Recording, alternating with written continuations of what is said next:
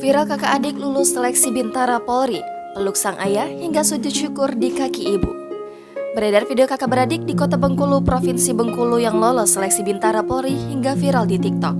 Dalam video yang diunggah oleh salah satu akun TikTok, terlihat dua lelaki sedang menunggu hasil seleksi Bintara Polisi Tugas Umum secara online. Pada waktu pengumuman, seorang lelaki yang diketahui bernama Delta Satria tampak bersujud dan memeluk saudara sepupunya, Rehan Dinata.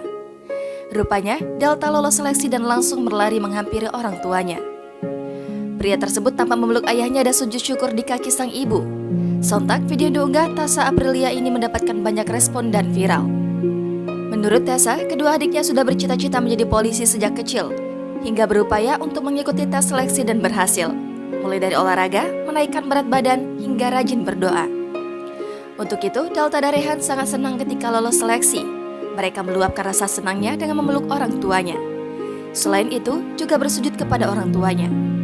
Tessa pun mengaku bangga mendengar kabar kedua adiknya lolos Bintara Polri. Tessa berharap kedua adiknya ini dapat menjadi polisi yang amanah. Kemudian, ia juga berharap adiknya selalu menghormati orang tuanya. Hingga Minggu 10 Juli malam, video itu telah dilihat lebih dari 6 juta kali. Kemudian disukai lebih dari 500 pengguna. Beragam komentar pun disampaikan warganet.